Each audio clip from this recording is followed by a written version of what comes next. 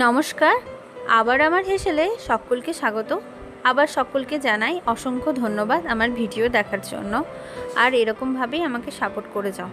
আমি এখানে আজকে সিম্পল একটা পনিরের রেসিপি নিয়ে এসেছি। যখন রান্না করতে ইচ্ছে করে না তখন এরকম একটা সিম্পল রেসিপি আমি বাড়িতে বানিয়ে ফেলি। আলু কেটে রেখেছি, আর এদিকে আমি টমেটো আর একটুখানি পনিরও কেটে রেখেছিলাম। 250 পনির নিয়েছিলাম, আর ক্যাপসিকাম। পনিরটাকে ভালো করে ভেজে নিচ্ছি। বেশিক্ষণ ভাজবো না, একটুখানি হালকা গোল্ডেন কালার আসবে আমি তুলে রাখবো। বেশি ভাজলে আবার পনিরটা স্টিফ হয়ে যেতে পারে। দিয়ে পরে এটাকে তুলে রাখছি আস্তে আস্তে করে। দিয়ে পরে এটা তুলে রাখার পরে আবার আমি এটা একটুখানি তেল দেব। দিয়ে পরে এর মধ্যে দিচ্ছি ফোড়নে একটুখানি জিরে আর একটুখানি ধনে, তার সঙ্গে দিয়েছি একটা শুকনো লঙ্কা ফোড়ন। দিয়ে এটাকে একটু নেড়ে চেড়ে এবারে দেবো আমি আলুগুলোকে আমি ডুমো ডুমো করে কেটে রেখেছিলাম। এখানে 2টো আলু দেওয়া হয়েছে। এবারে এটাকে ভালো করে একটু ভেজে নেব ঢাকা দিয়ে 10-15 মিনিট। তারপরে এখান থেকে ভাজা হয়ে যাবার পরে এরকম লাল হয়ে যাবে। তারপরে এর মধ্যে আমি দিয়ে দেবো অর্ধেকটা টমেটো আমি এখানে দিয়েছি, আর নুনটা স্বাদ অনুসারে দিয়ে দিয়েছি।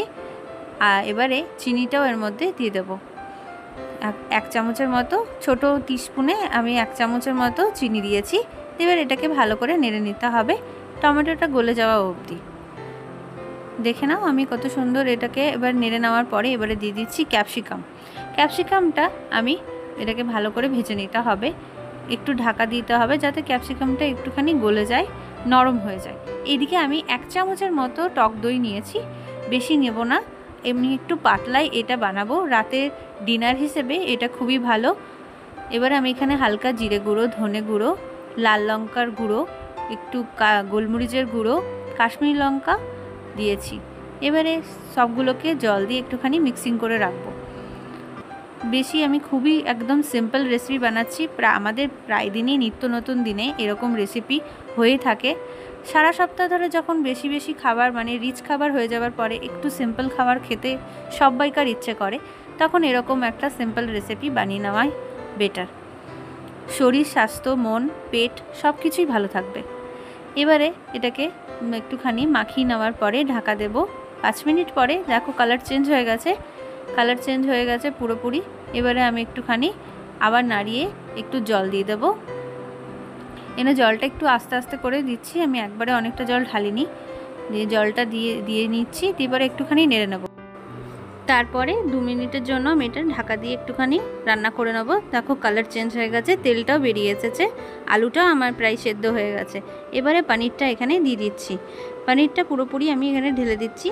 আস্তে আস্তে ঢালছি যাতে পনিরটা ভেঙে না যায়। পনির তো সফট হবে, তার জন্য এটা আস্তে আস্তেই দিচ্ছি।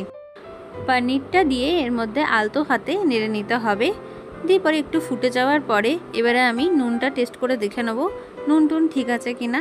তারপরে এখানে আমি দিচ্ছি গোলমরিচের গুঁড়া 1 চামচের মতো দিয়েছি, কারণ আমি এখানে ঝাল দিইনি বলে। এবারে নুনটাও দিয়ে দিয়েছি। নুনটা ঠিক করে নিয়ে অ্যাডজাস্ট করা হয়ে গেছে। এবার একটুখানি নেড়ে নেব। নেড়ে নিয়ে আমার রেডি হয়ে গেল পনির। ভিডিওটা ভালো লাগলে একটা লাইক করো। নিত্য নতুন দিনে এটা সবাইকার ফেভারিট রান্না হয়ে দাঁড়িয়েছে। তোমরা ভালো থেকো, সুস্থ থেকো, আবার দেখা হবে। ধন্যবাদ।